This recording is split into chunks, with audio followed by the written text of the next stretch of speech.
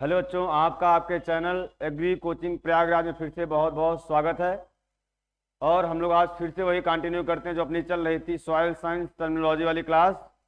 2 class हम लोगों की हो गई है, तीसरी क्लास हम लोग लेने वाले हैं और टर्मिनोलॉजी की लास्ट क्लास होगी। इसके बाद अभी हम डिस्कस करेंगे आपको थ्योरी में क्या पढ़ना है, आपके सजेशन के हिसाब से हम आगे बढ़ेंगे, ठीक है। और हमने ये बताया था, आपसे वादा किया था ना कि जैसे एक टॉपिक हमारा थ्योरी खत्म होगा उसके बाद हम 2 से 3 क्लास किसके लेके आएंगे, अपनी जो ऑब्जेक्टिव वाली चले जैसे हम लोग चलेंगे ना, एक थ्योरी की खत्म हो गई उसके बाद एक टॉपिक खत्म होने के बाद हम लोग ऑब्जेक्टिव ओवरऑल एग्रीकल्चर का लेके साथ में चलते रहेंगे जो हमारा चल रहा था ना, ठीक है। तो बहुत लेट ना करते हुए हम लोग आगे बढ़े, कुछ टर्मिनोलॉजी जो हमारी कल छूट गई थी उसको हम कंटिन्यू करते हैं ना, ठीक है। और हम उम्मीद करते हैं आप जैसा हम बता रहे हैं आप वैसा करते होंगे, नोट वगैरह बना रहे होंगे ना, ठीक है।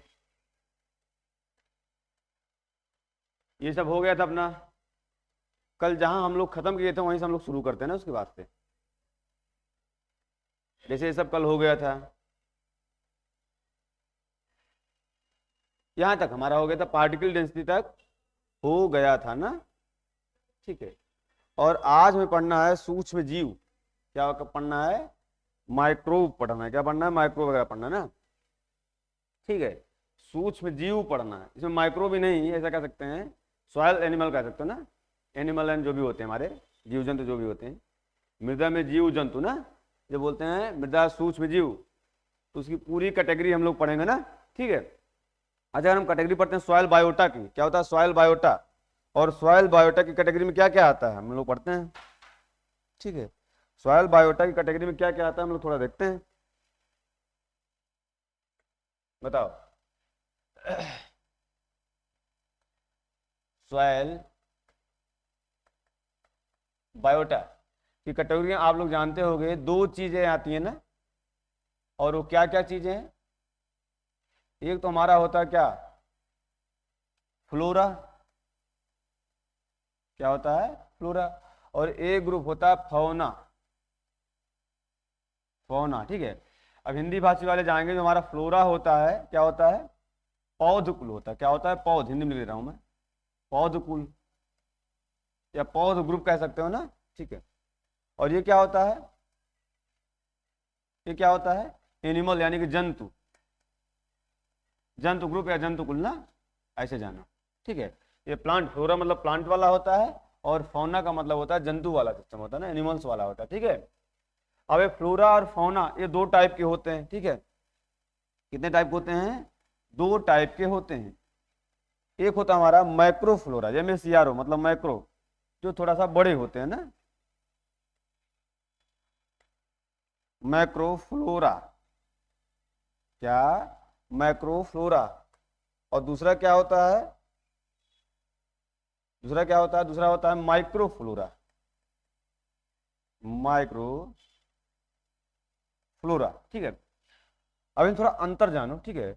माइक्रो फ्लोरा वो होते हैं, ठीक है, जिनका साइज थोड़ा सा बड़ा होता है और जिन्हें हम बिना माइक्रोस्कोप के देख सकते हैं, बिना माइक्रोस्कोप के हम देख सकते हैं, ठीक है। बिना सूक्ष्मदर्शी के हम जिन्हें देख सकते हैं उसे बोलते हैं MACRO माइक्रो फ्लोरा। और इसका जो एग्जाम्पल होता है क्या होता है, प्लांट रूट्स, हमारे हायर प्लांट होते हैं उनके रूट्स जो है किसमें आते हैं, हमारे MACRO माइक्रोफ्लोरा। और माइक्रोफ्लोरा क्या होते हैं? माइक्रोफ्लोरा वो ग्रुप होता है, ठीक है, जिसको हम बिना माइक्रोस्कोप की सहायता सामान्यतः नहीं देख सकते, बिना माइक्रोस्कोप की, बिना सूक्ष्मदर्शी की सहायता से हम नहीं देख सकते। और इसके एग्जाम्पल क्या होते हैं, जैसे फंजाई, बैक्टीरिया, एक्टिनोमास्टीज,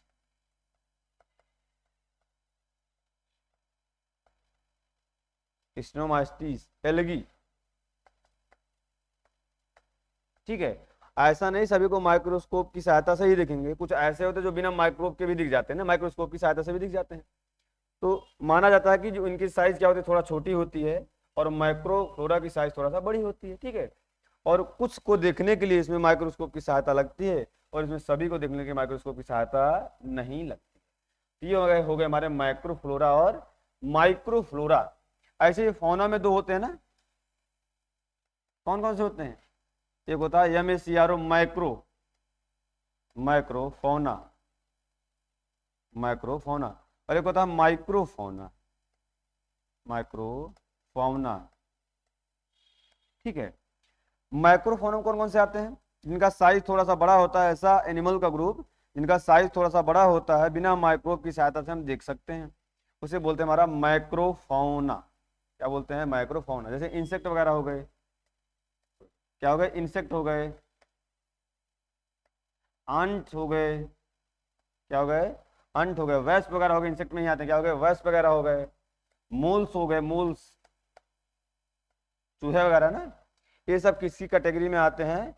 ये सब जो आते हैं हमारे माइक्रोफोना की कैटेगरी में। अर्थवार्म वगैरह हो गए ना, स्नेल वगैरह हो गए, स्नेल, ये सब का क्या आते हैं? हमारे माइक्रोफोना की कैटेगरी में आते हैं, मतलब जो बड़े वाले जंतु होते हैं उनकी कैटेगरी में आते हैं। और माइक्रोफोना ऐसे होते हैं हमारे ग्रुप जो जिन्हें देखने के लिए माइक्रोस्कोप की सहायता होती है और जिनका साइज छोटा होता है। जैसे इसमें एग्जांपल क्या आ जाता है आपका? आप लोग नाम सुनोगे नेमेटोड का, नेमेटोड का, प्रोटोजोन्स का,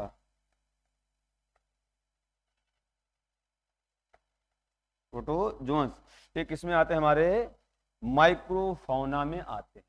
ये जो होते हैं हमारे सॉइल बायोटा का क्या होता है? क्लासिफिकेशन।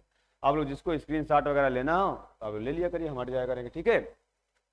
अब इसमें इसमें से क्वेश्चन ये पूछता है, यहाँ से क्वेश्चन ये पूछता है कि कौन सा ऐसा ऑर्गेनिज्म है, कौन सा ऐसा ऑर्गेनिज्म है जो सॉइल में सबसे ज्यादा पाया जाता है? सॉइल में सबसे ज्यादा पाया जाता, मतलब पॉपुलेशन की बात कर रहा है। तो सामान्यतः अगर पॉपुलेशन की बात करेगा तो क्या पाया जाता? बैक्टीरिया सबसे ज्यादा पाया जाता है। क्या? बैक्टीरिया जो होता है पॉपुलेशन के बेस पे सबसे ज्यादा पाया जाता है। एक इस बेस पे नंबर के बेस पे ना, अगर पूछेगा कि सबसे ज्यादा पॉपुलेशन जो होता है सॉइल में किसका होता है, सामान्यतः किसका होता है? बैक्टीरिया का। सामान्य कंडीशन में किसका होता है? बैक्टीरिया में। किसका होता है? बैक्टीरिया का। नॉर्मल कंडीशन में है सॉइल में, नॉर्मल सॉइल कंडीशन में ना, ठीक है। लेकिन ध्यान देना, अगर कैसा होगा हमारा? ड्रॉट कंडीशन है, ड्रॉट, अगर ड्रॉट कंडीशन है तब पूछे कौन सा हमारा जो होता है माइक्रोब डोमिनेंट होता है सॉइल में, तब क्या बताओगे आप लोग? एक्टिनोमाइस्टीज, एक्टिनोमाइस्टीज, ठीक है। यही सेम चीज अगर पूछ ले कि अगर वाटर लॉग कंडीशन है, वाटर लॉग कंडीशन है, तब पूछ ले कौन सा माइक्रोब डोमिनेंट होता है, तब क्या बताओगे? एल्गी, एल्गी, ठीक है। ये क्वेश्चन आप लोग जानते रहिएगा। सामान्य कंडीशन में बैक्टीरिया ज्यादा होता है नंबर पॉपुलेशन में, ड्रॉट्स यानी सूखा वाला कंडीशन होगा हमारे सॉइल में, क्या डोमिनेंट होगा? एक्टिनोमाइस्टीज। अगर वाटर लॉग कंडीशन होगी तो एल्गी, ठीक है।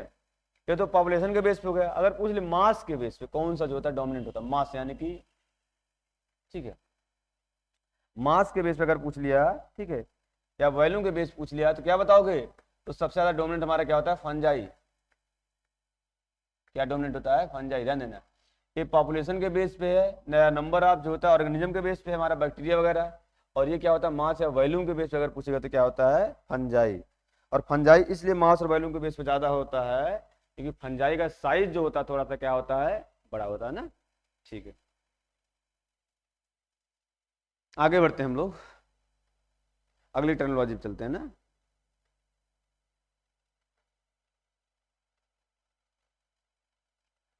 अगला होता है CN अनुपात या CN रेशियो ना। ये CN रेशियो बहुत इंपॉर्टेंट होता है ना, ठीक है। ये CN रेशियो होता क्या है? ऑर्गेनिक कार्बन, कार्बन तो ऑर्गेनिक होगा, क्या होता है? ऑर्गेनिक कार्बन, किसका किसका रेशियो होता है? किसका रेशियो होता है? Organic carbon. CN equal to, नाम से पता चल रहा होगा ना, ऑर्गेनिक कार्बन, ठीक है।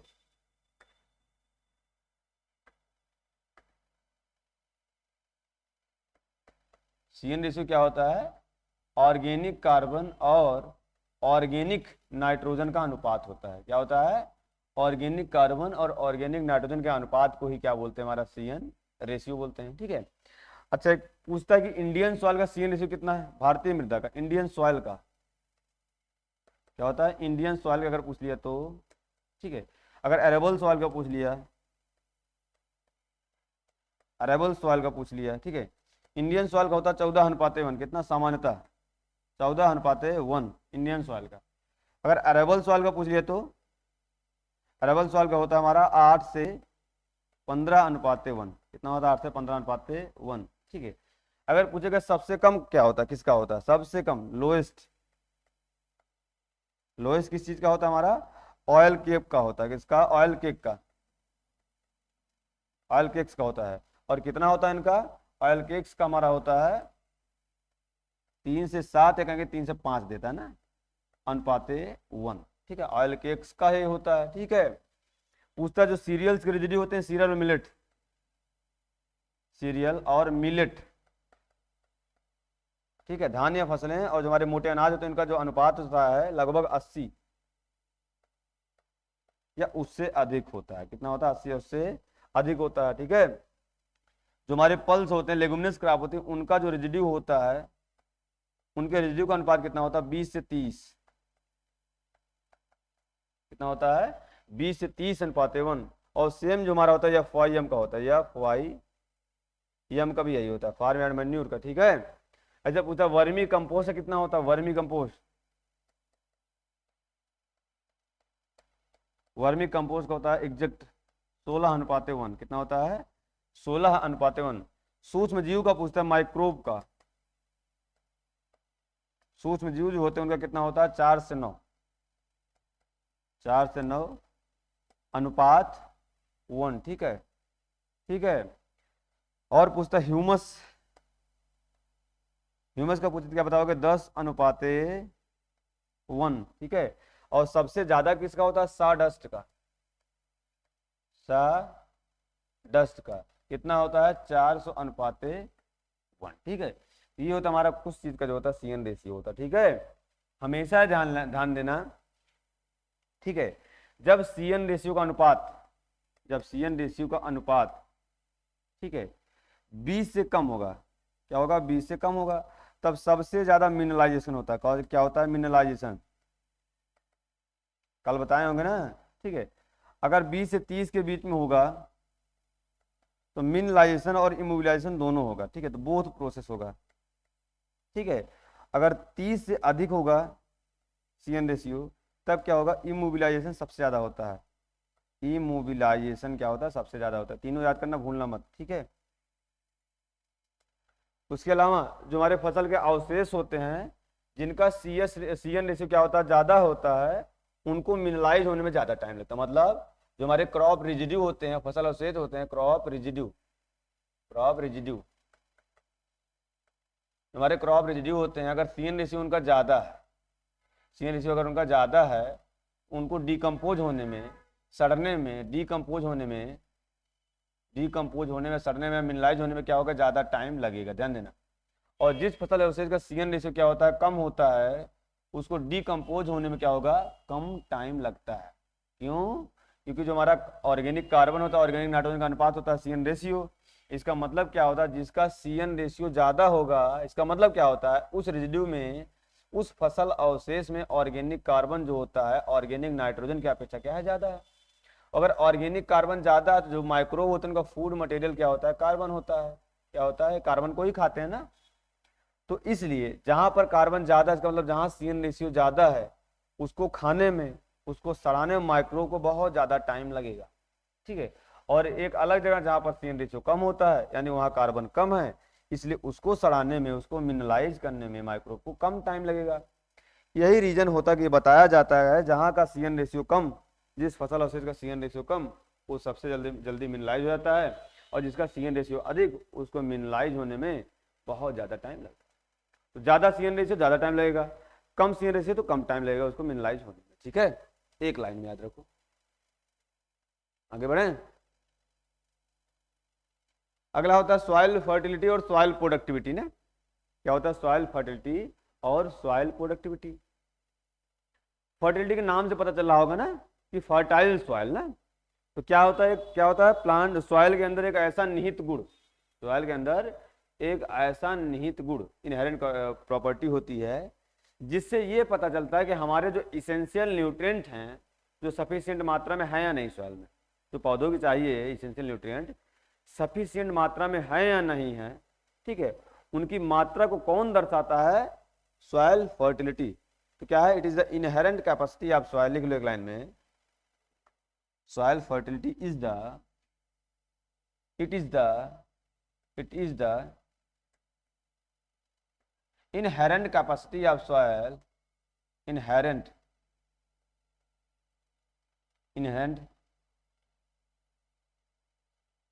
capacity of the soil, capacity of soil, it is the inherent capacity or inherent property of the soil, and it indicate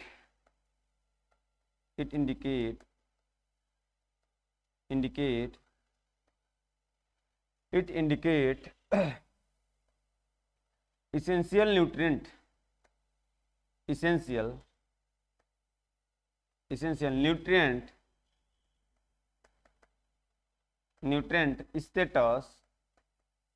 status in soil, and in adequate amount,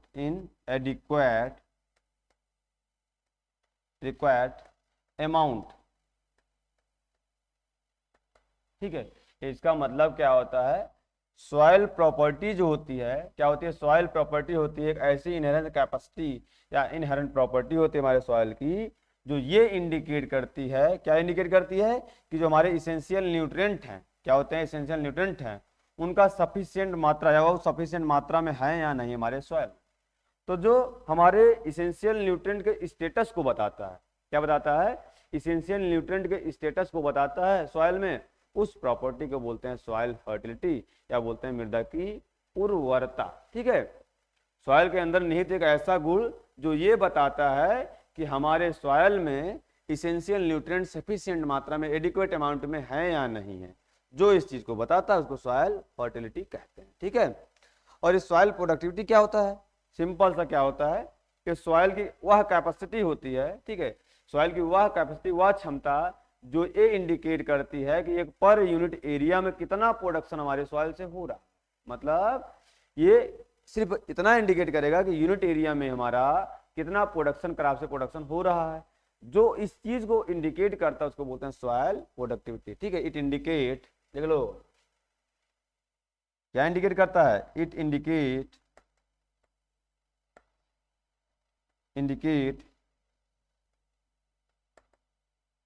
yield of crop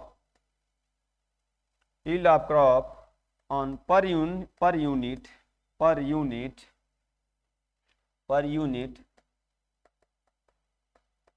area. मतलब ये indicate करता है कि एक per unit area से कितना production हो रहा है हमारे क्रॉप का। इस प्रॉपर्टी को बोलते हैं, क्या बोलते हैं, सॉइल प्रोडक्टिविटी। ठीक है, बाकी एक रिलेशन पूछता है, क्या होता है कि आल जितनी भी प्रोडक्टिव सॉइल होती हैं, क्या होती हैं, जितनी प्रोडक्टिव सॉइल है वो मस्ट है कि फर्टाइल सॉइल होगी, कंपलसरी है, जानते हैं ना, all productive soil must be fertile soil, but all fertile soil may or may not productive soil. मतलब सभी जो उत्पादक मृदा होती हैं वो कंपलसरी है, फर्टाइल यानी उर्वर मृदा तो होंगी, यानी सभी उत्पादक मृदा उर्वर मृदा होंगी, लेकिन सभी उर्वर मृदा उत्पादक मृदा हो भी सकती हैं और नहीं भी हो सकती हैं। कैसे, जैसे हम बताते हैं, एक ऐसा है प्रोडक्टिविटी क्या दिखाता है कि जो हमारा फील्ड है या सॉइल है उससे जो होता है पर यूनिट एरिया पे कितना प्रोडक्शन हो रहा है। ठीक है, इसका मतलब यहाँ प्रोडक्शन की बात कर रहा है ना, वो भी पर यूनिट एरिया पे, और यहाँ प्रोडक्शन तो होगा ही होगा, और ध्यान देना प्रोडक्शन वहां होगा जहां पर फर्टिलिटी होगी, मतलब जहां पर इसेंशियल न्यूट्रिएंट होंगे। ठीक है, तो जहां प्रोडक्शन हो रहा है इसका मतलब वहां इसेंशियल न्यूट्रिएंट सफिशिएंट मात्रा में है, ये माना जा रहा है ना। इसीलिए कहा जाता है कि all productive soil must be fertile soil. मतलब जब उसमें सभी nutrient, essential nutrient adequate amount में होंगे तभी तो प्रोडक्टिविटी या प्रोडक्शन हो रहा है। लेकिन सभी फर्टाइल सॉइल प्रोडक्टिव सॉइल हो भी सकते हैं, नहीं भी हो सकती हैं। क्यों, क्योंकि यहाँ तो सफिशिएंट मात्रा में हमारा न्यूट्रिएंट है, लेकिन ध्यान दो एक सॉइल है जो फर्टाइल है लेकिन वहां क्या हो जाए, ड्रॉट आ जा रहा है, सूखा आ जा रहा है, ड्रॉट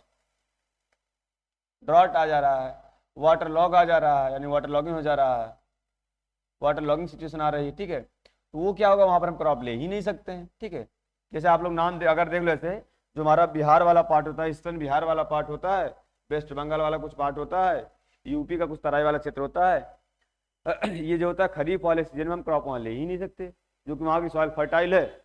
इसीलिए कहा जाता है कि सभी फर्टाइल सॉइल प्रोडक्टिव सॉइल हो भी सकती हैं और नहीं भी हो सकती हैं, लेकिन सभी प्रोडक्टिव सॉइल कंपलसरी है कि फर्टाइल सॉइल होगी ही होगी। अगर यील्ड हो रहा है तो इसका मतलब वहाँ तो न्यूट्रिएंट है ना, ठीक, ये रिलेशन होता है। ठीक, तो एक लाइन में याद रखो, जो न्यूट्रिशनल स्टेटस को बताता है, न्यूट्रिएंट की मात्रा को या न्यूट्रिएंट इंडेक्स को बताता है, सॉइल फर्टिलिटी है।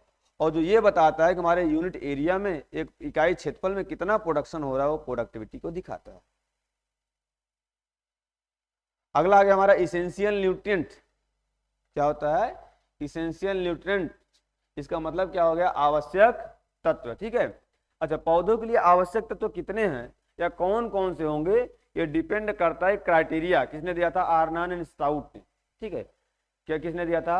आर्नन एंड स्टाउट ने 1939 में क्राइटेरिया दिया था। मतलब 3 क्राइटेरिया थे, और उन तीनों क्राइटेरिया को जो जो न्यूट्रिएंट फॉलो करेंगे वो प्लांट के लिए इसेंशियल न्यूट्रिएंट कहलाते हैं। ठीक है, तो पूछता है कौन सा क्राइटेरिया था और किसने दिया था। तो क्राइटेरिया ऑफ इसेंशियलिटी लिखते जाओ, criteria of essentiality, criteria of essentiality किसने दिया था? पूछता है तत्वों की आवश्यकता का सिद्धांत किसने दिया था? आर्नन और स्टाउट ने, आर्नन एंड स्टाउट ने। हिंदी वाले लिख लेंगे। और कब दिया था? 1939 में। कब दिया था? 1939 में। ठीक है, तो 1939 में आर्नन स्टाउट ने इसेंशियलिटी का क्राइटेरिया दिया था। ठीक है, और इन्होंने कितने क्राइटेरिया दिया था? 3 क्राइटेरिया दिया था। कितने? 3 सिद्धांत दिए थे। ठीक है, जिसमें क्या था? पहला सिद्धांत क्या था? इन्होंने ये बताया था, पहला क्राइटेरिया ये था कि वह तत्व इसेंशियल होगा जिसकी कमी से, ठीक है, वह तत्व इसेंशियल होगा, अगर उसकी कमी हो गई पौधों में तो पौधा अपना लाइफ साइकिल कंप्लीट नहीं कर पाता ना। लिख लो, the deficiency of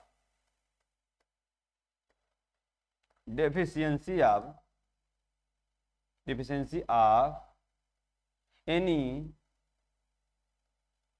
one essential nutrient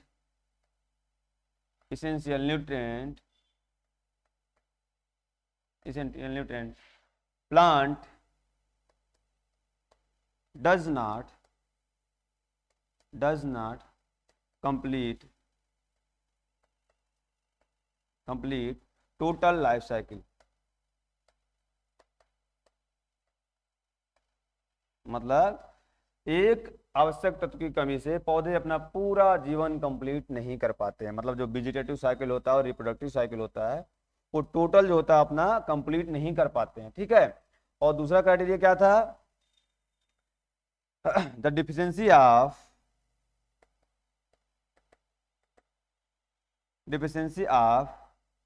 essential nutrient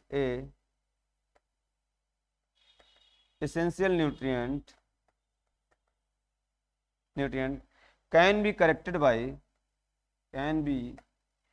मतलब सुधार किया जा सकता है ना, corrected by the deficiency of essential nutrient can be corrected bye same essential nutrient.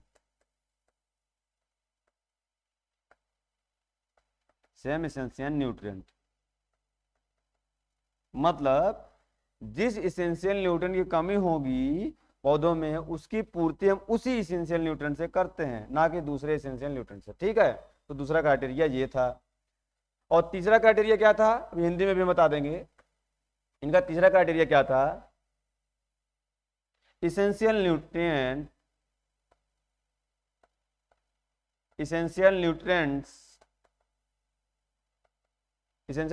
Directly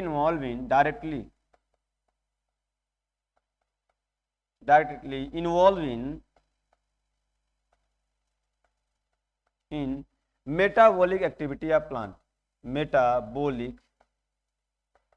activity of plants। ठीक है, तो ये 3 क्राइटेरिया हैं हमारे इसेंशियलिटी के। ठीक है, ध्यान देना, हमारे तत्वों के इसेंशियलिटी कितने क्राइटेरिया हैं? 3। और तीनों को थोड़ा सा हम कर देते हैं डिस्क्राइब हिंदी में भी, ठीक है। पहला क्या है, अगर किसी एक इसेंशियल न्यूट्रिएंट की कमी हो गई तो पौधा अपना पूरा लाइफ साइकिल या जीवन चक्र कंप्लीट नहीं कर पाएगा, ठीक है। और दूसरा क्या होता है, किसी एक आवश्यक तत्व की कमी हुई तो उसकी पूर्ति हम उसी आवश्यक तत्व से करते हैं। और तीसरा क्या होता है कि जो भी हमारे इसेंशियल न्यूट्रिएंट होते हैं वो प्रत्यक्ष रूप से कैसे प्रत्यक्ष रूप से पौधे की उपापचयी क्रिया में भाग लेते हैं, मेटाबॉलिक एक्टिविटी में भाग लेते हैं। ये 3 क्राइटेरिया होते हैं और ये जो तीनों क्राइटेरिया फॉलो करेंगे जो भी न्यूट्रिएंट वो हमारे पौधों के लिए इसेंशियल न्यूट्रिएंट कहे जाएंगे, ठीक है। और ये तीनों क्राइटेरिया था, इसमें पूछता अपवाद किसमें आ गया, पूछता जो तीनों क्राइटेरिया है किसमें अपवाद आ गया है, तो अपवाद जो आया हमारा किसमें आया, दूसरे वाले में, ठीक है। इसमें कहा यह गया था कि जिसकी कमी होगी हम पूर्ति इसकी उसी न्यूट्रिएंट से करेंगे, छिड़काव करके, एप्लीकेशन करके। लेकिन कुछ ऐसे न्यूट्रिएंट हैं जिनकी पूर्ति हम और किसी से कर सकते हैं, जैसे पूछता मोलिब्डेनम की अगर कमी हो गई तो इसकी पूर्ति हम वेनेडियम से भी कर सकते हैं, वी से कर सकते हैं ना, ध्यान देना। अगर हमारा हो गया कैल्शियम की कमी हो गई किससे कर सकते हैं, स्ट्रांसियम से करते हैं, ठीक, किससे कर सकते हैं, स्ट्रांसियम से। अगर हमारा पोटेशियम कमी हो गई तब रूबिडियम से कर सकते हैं, किससे कर सकते हैं, रूबिडियम से कर सकते हैं। तो मोलिब्डेनम की पूर्ति वेनेडियम से भी कर सकते हैं, कैल्शियम की पूर्ति स्ट्रांसियम से भी कर सकते हैं, ठीक है। और जो हमारा पोटेशियम होता है उसकी पूर्ति हम किससे कर सकते हैं, रूबिडियम से, ठीक है। ये तो हमारे कुछ होते हैं अपवाद, ठीक है, इसमें यही इसके अपवाद हैं। और पूछता है किसमें अपवाद आ गया तो बता देना आप लोग, सेकंड क्राइटेरिया में क्या हो गया, अपवाद आ गया है, ठीक है। और बाकी आपको पता लगाना, आप बताइएगा कोई और ऐसा एसेंशियल न्यूट्रिएंट है जिसका सब्स्टिट्यूशन है, अगर होगा तो आप लोग कमेंट में लिखिएगा, ठीक है।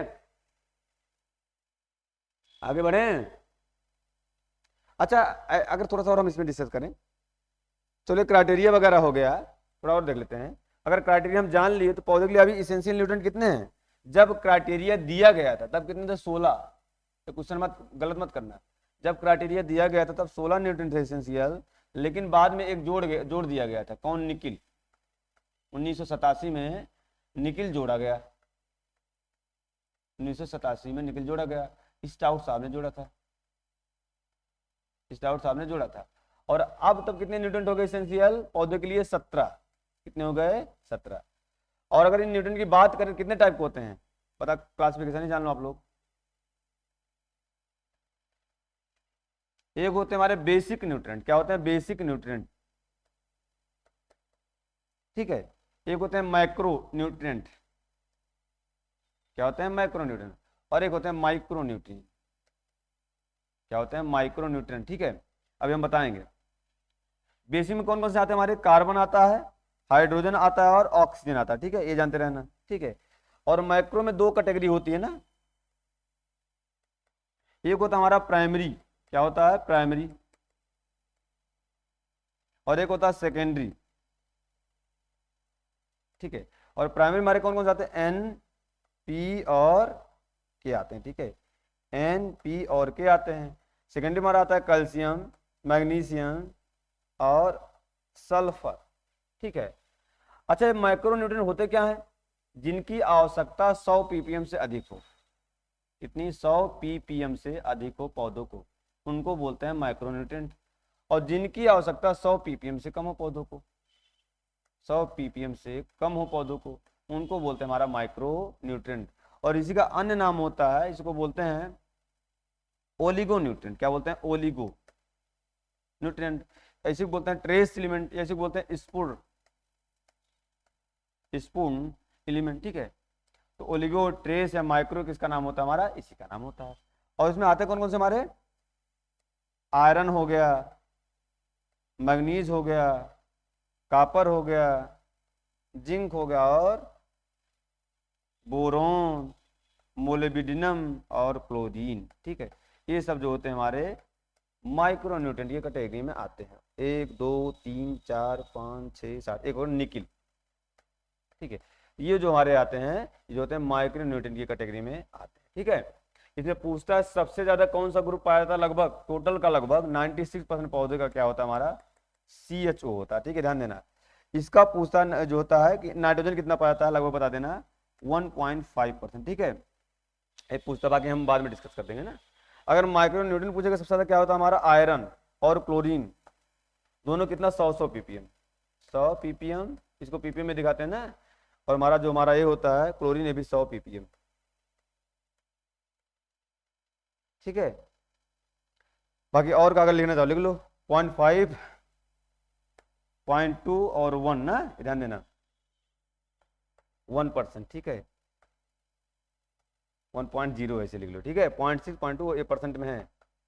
और कैल्शियम 5, कैल्शियम मैग्नीशियम सल्फर का ही होता है 0.5, 0.2, 0.1% में। ठीक है, ऐसे लिखना चाहो लिख लो। लेकिन जरूरी क्या है, नाइट्रोजन का जरूरी है आपका, आयरन का जरूरी है और क्लोरीन का जरूरी है, कितना कंसंट्रेशन होता है। ठीक है, ये होते हैं हमारे इसेंशियल न्यूट्रिएंट्स। ठीक, आगे बढ़े।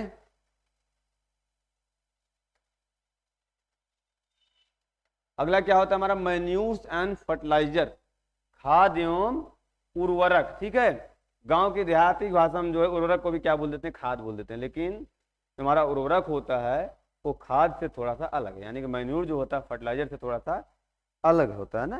लेकिन हम लोग साधारण बोलचाल में जो होता है उर्वरक को भी खाद ही बोल देते हैं ना। ठीक है, तो मैन्यूर क्या होते हैं, पहले मैन्यूर जानो। मैन्यूर क्या होते हैं, मैन्यूर।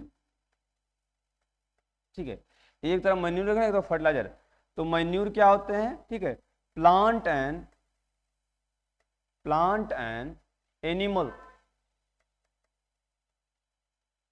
प्लांट एंड एनिमल के रेजिड्यू से बनते हैं। आप लोग 2-3 पॉइंट लिखो, रेजिड्यू से बनते हैं। ठीक, किससे बनते हैं, प्लांट और एनिमल के रेजिड्यू से बनते हैं, पहली बात तो। ठीक है, दूसरी बात तो क्या होती है, इनको हम फॉर्म पे भी बना सकते हैं। तो कहाँ बना सकते हैं हम, फॉर्म, एग्रीकल्चर फॉर्म पर भी बना सकते हैं, मेड एट फॉर्म पे बना सकते हैं। और क्या होता है, जो इसमें न्यूट्रिएंट पाया जाता है, क्या जो न्यूट्रिएंट पाया जाता है न्यूट्रिएंट पाया जाता है ऑर्गेनिक फॉर्म में पाया जाता है। कौन से फॉर्म में पाया जाता है, कार्बनिक फॉर्म में न्यूट्रिएंट पाया जाता है। ठीक है, बनता कहाँ है, तो फॉर्म पे बन सकता है, कहाँ बन सकता है, फॉर्म पे बन सकता है। और जो न्यूट्रिएंट पाए जाते हैं कौन से फॉर्म में पाए जाते हैं, ऑर्गेनिक फॉर्म में पाए जाते हैं। और क्या होता है, जो न्यूट्रिएंट पाए जाते हैं बहुत कम मात्रा पाए जाते हैं ना, तो लेस अमाउंट में पाए जाते हैं, लेस अमाउंट में न्यूट्रिएंट पाए जाते हैं। और अगर लेस अमाउंट में पाए जाते हैं तो इनका क्या होता है, ज्यादा मात्रा डालने की आवश्यकता पड़ती है। तो रिक्वायर वेरी लार्ज अमाउंट। ठीक है, ठीक है। तो ऐसे पदार्थ जो प्लांट और एनिमल के रेजिड्यू से बनते हैं, हमारे फार्म पे बनते, फैक्ट्री पे नहीं बनाना पड़ता है, जो ऑर्गेनिक यानी कि हमारे कार्बनिक नेचर के गुण के होते हैं, और जिसमें बहुत कम मात्रा में इसेंशियल न्यूट्रिएंट्स पाए जाते हैं, और जिन्हें ज़्यादा से ज़्यादा हमारे फील्ड में डालने की आवश्यकता पड़ती है, इन सभी को बोलते हैं हमारा मैन्यूर। क्या बोलते हैं, मैन्यूर, ऐसे बोलते हैं खाद। क्या बोलते हैं, खाद। ठीक है, और अगर इसका एग्जाम्पल पूछेगा तो आप लोग बता दीजिएगा, एग्जाम्पल बता दो। FYM, farm yard manure. Compost क्या होता है, कंपोस्ट। ठीक है, वर्मी कंपोस्ट वगैरह इसी में आ जाएगा ना। ग्रीन मैन्यूर,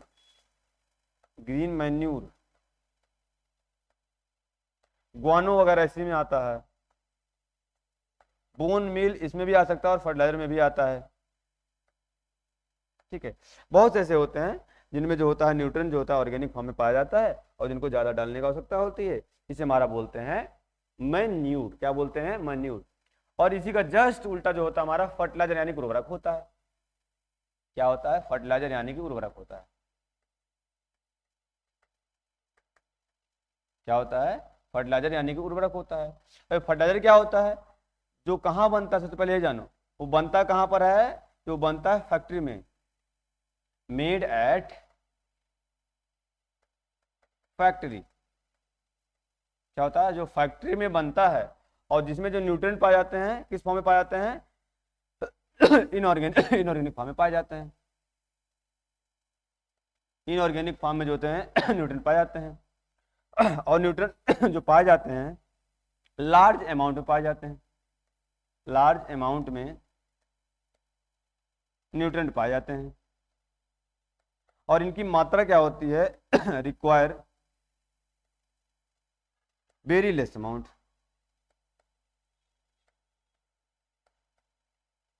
ठीक है, ये जो नेचर होते हैं ये सब होता है फर्टिलाइजर का नेचर, मतलब ऐसा पदार्थ जो फैक्ट्री में केमिकल रिएक्शन से बनता है, जिसमें जो न्यूट्रिएंट होते हैं इनऑर्गेनिक फॉर्म में सामान्यतः पाए जाते हैं, कुछ अपवाद बता देंगे, और जिसमें न्यूट्रिएंट तो इनऑर्गेनिक फॉर्म में पाए जाते हैं और ज्यादा मात्रा में पाए जाते हैं। अगर ज्यादा मात्रा में पाए जाते हैं तो बहुत कम मात्रा में सॉइल में डालने की आवश्यकता पड़ती है।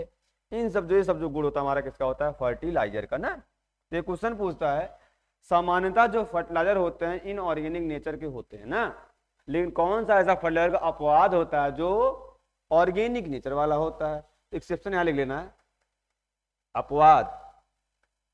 तो क्या लिखोगे अपवाद में, एक होता है हमारा यूरिया, एक होता है कैल्शियम साइनामाइड। दो ऐसे उर्वरक होते हैं जिसमें नाइट्रोजन वगैरह पाया जाता है, ठीक है। वो किस फॉर्म में पाया जाता है, इनऑर्गेनिक फॉर्म में ना पाया जाकर ऑर्गेनिक फॉर्म में पाया जाता है। तो पूछता है ऑर्गेनिक उर्वरक या ऑर्गेनिक फर्टिलाइजर का नाम बताओ, तो बता देना आप लोग यूरिया और कैल्शियम साइनामाइड। ये हमारा हो गया मेजर डिफरेंस मैन्यूर और फर्टिलाइजर में, ठीक है। आगे बढ़ते हैं। अच्छा, अगला कुछ टर्मिनोलॉजी आ गया कैल्चे। क्या होता है, कैल्चे देता है ना, ये कैल्चे क्या होता है हिंदी में, कि आप लोग कैल्चे ही लिखिएगा ना।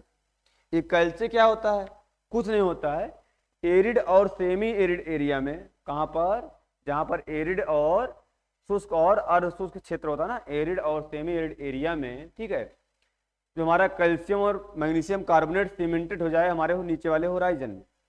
तो एक ऐसा सॉइल जहां पर कैल्शियम और मैग्नीशियम जो होता है उसका प्रेसिपिटेट सीमेंटेड फॉर्म में निचले होराइजन में पाया जाता है, उस सॉइल को बोलते हैं कैल्ची।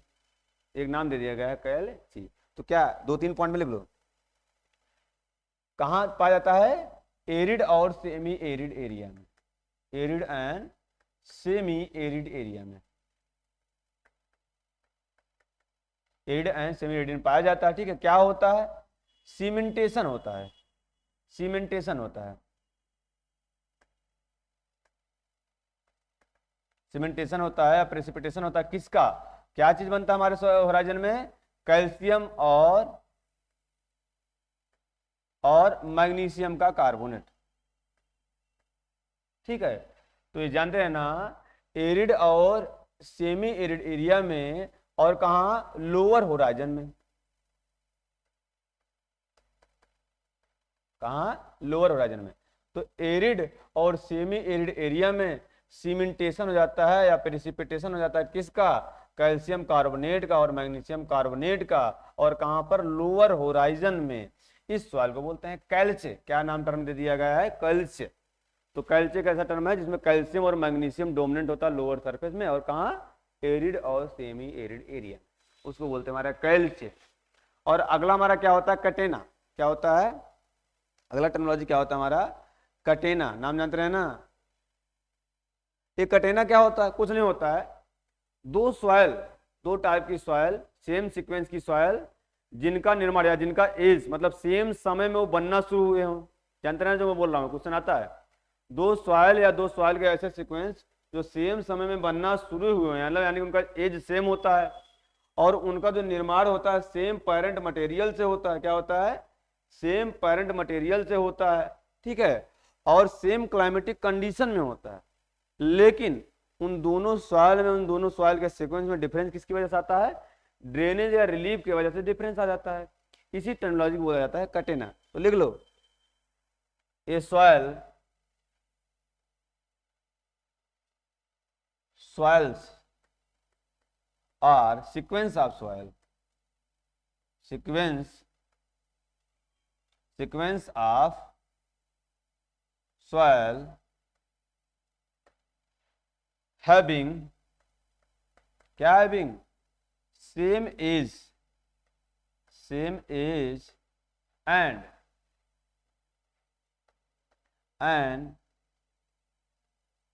फॉर्म मतलब बनता है, form from same parent material. क्या होता है, same parent material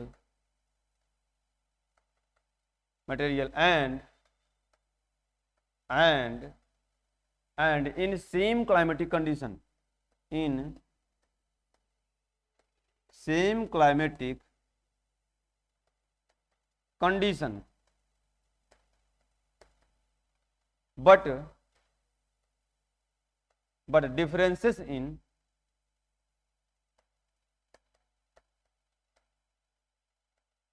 differences in their characteristic, लिखते जाओ साथ में, दियर कैरेक्टरिस्टिक्स मतलब लक्षण,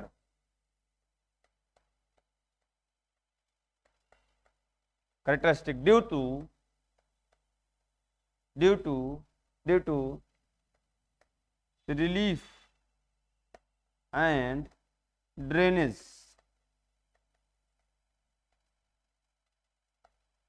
ठीक है, तो क्या हो गया, दो ऐसी सॉइल या दो ऐसी सीक्वेंस वाली सॉइल जिनका फॉर्मेशन जो होता है सेम पैरेंट मटेरियल से हुआ हो, ठीक है, और सेम क्लाइमेटिक कंडीशन में हुआ हो, और उनका एज भी सेम हो, क्या सेम हो, एज भी सेम हो, लेकिन उनमें जो होता है कैरेक्टरिस्टिक्स में क्या होता है, अलगाव आता है या डिफरेंस आ जाता है। किसकी वजह से, रिलीफ और यानी कि उच्चावच रिलीफ और ड्रेनेज की वजह से। इसी टर्मिनोलॉजी बोलते हैं कटेना। क्या बोलते हैं, कटेना। तो दो सॉइल जिनका निर्माण जो होता है सेम पैरेंट मटेरियल से हुआ हो, सेम क्लाइमेटिक कंडीशन में हुआ हो, उनका एज भी सेम हो, लेकिन दोनों के कैरेक्टर में अलगाव किसकी वजह से आता है, ड्रेनेज पैटर्न और क्या, रिलीफ यानी कि जो हमारा ढाल वगैरह है ना, उसकी वजह से जो अलगाव आता है कैरेक्टरिस्टिक्स में, उसको टर्मिनोलॉजी का नाम दे दिया गया है कटेना। और कटेना टर्म किसने दिया था, मिलने, पूछा कई बार मिलने पूछा गया है, मिलने साइंटिस्ट थे ना, मिलने जो साइंटिस्ट हमारे, उन्होंने कटेना टर्मिनोलॉजी दिया था 1909, तो दिया था 1909।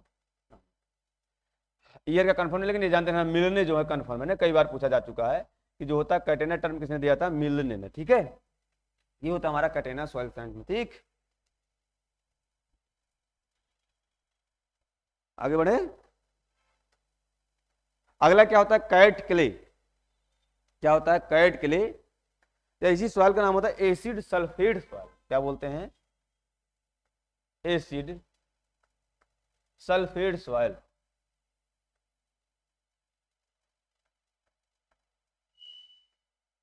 एसिड सल्फेट सॉइल, ये सॉइल क्या होता है, इसमें थोड़ा सा समझो तब लिखो। इसमें होता क्या है, थोड़ा सा जब एरेटेड कंडीशन होता है, जहां वातन बढ़िया होता है, जहां पर ऑक्सीजन का लेवल बढ़िया होता है, एरेशन बढ़िया होता है, वहां पर जो सल्फर के कुछ हमारे मिनरल होते हैं, पायराइट वगैरह, सल्फर के जो मिनरल होते हैं पायराइट वगैरह, उनका होता है ऑक्सीडेशन। क्या होता है, उनका होता है ऑक्सीडेशन, और उस ऑक्सीडेशन से बनते हैं हमारे कुछ एसिड, जैसे H2SO4 वगैरह। ठीक है, वही जो H2SO4 जिस सॉइल में डोमिनेंट होता है उसको बोलते हैं कैट क्ले सॉइल, जैसे बोलते हैं एसिड सल्फेट सॉइल। इसको कैट क्ले इसलिए बोलते हैं क्योंकि वहाँ H2SO4 डोमिनेंट है, और उस सॉइल का जो कलर रहता है बिल्ली की आंख के जैसा हो जाता है ना, इसलिए उसका नाम हो गया कैट क्ले सॉइल। और एसिड सल्फेट नाम क्यों दिया गया इसका, क्योंकि यहाँ पर एसिड बन रहा है H2SO4, और किससे बन रहा है, सल्फर वाले मिनरल से, इसलिए इसका नाम हो गया एसिड सल्फेट सॉइल। तो याद जानो, जो कैट क्ले क्या होता है, थोड़ा लिख लो, कैट क्ले थोड़ा एक लाइन में लिखना, भूल जाओगे आप लोग। कैट क्ले सॉइल क्या होता है, ड्यू टू ऑक्सीडेशन ऑफ, किसका oxidation, due to oxidation of sulphur bearing minerals, या सल्फर मिनरल्स, एक लाइन में याद करो, मिनरल लाइक पायराइट वगैरह हो गए ना। ठीक है, due to oxidation of sulphur mineral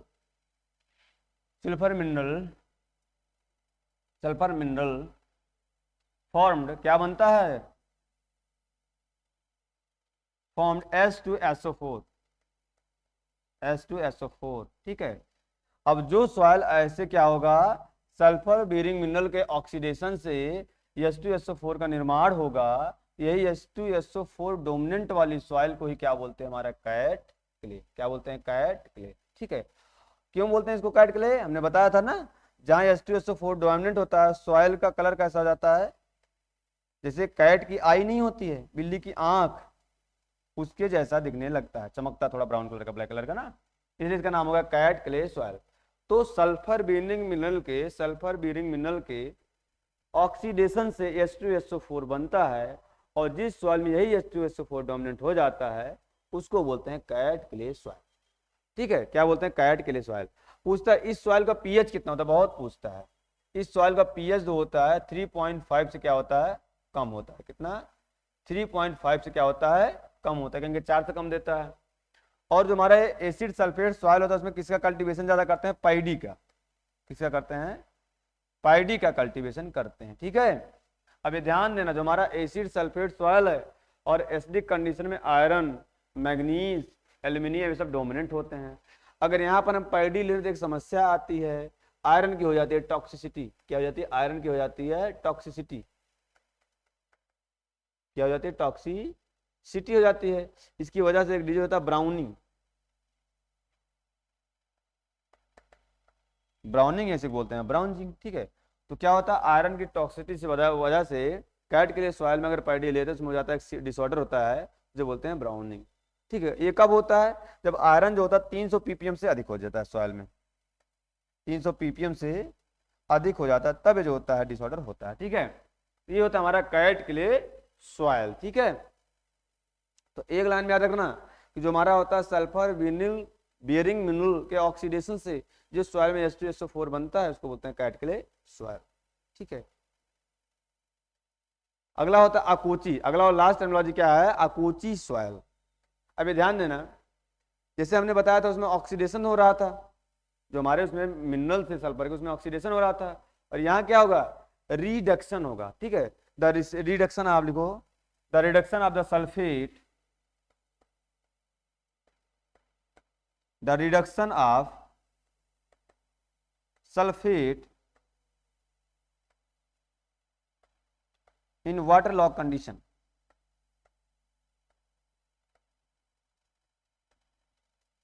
waterlogged condition and formed क्या बनता है?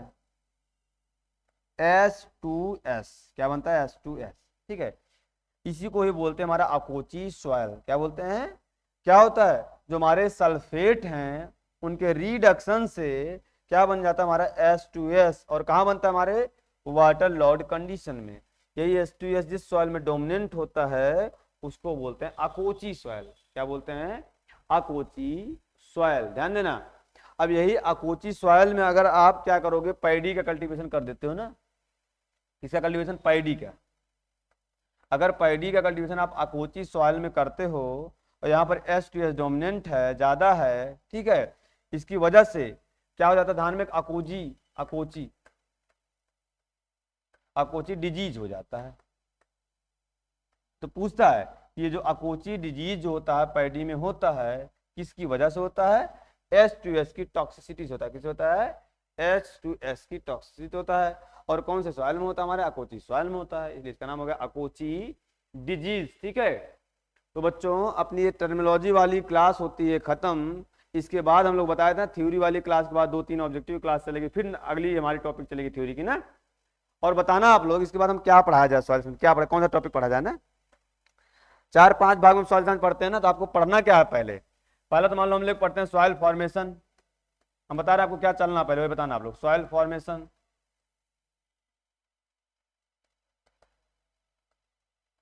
क्या होता है? Soil formation. अगला हमारा क्या होता है? हमारा होता है फर्टिलिटी वगैरह हो गया, जैसे जिसमें न्यूट्रिएंट वगैरह पढ़ते हैं ना, क्या होता है? फर्टिलिटी वाला हो गया। एक प्रॉपर्टी वाला होता है, सॉइल प्रॉपर्टी होता है। सॉइल क्लासिफिकेशन वाला होता है,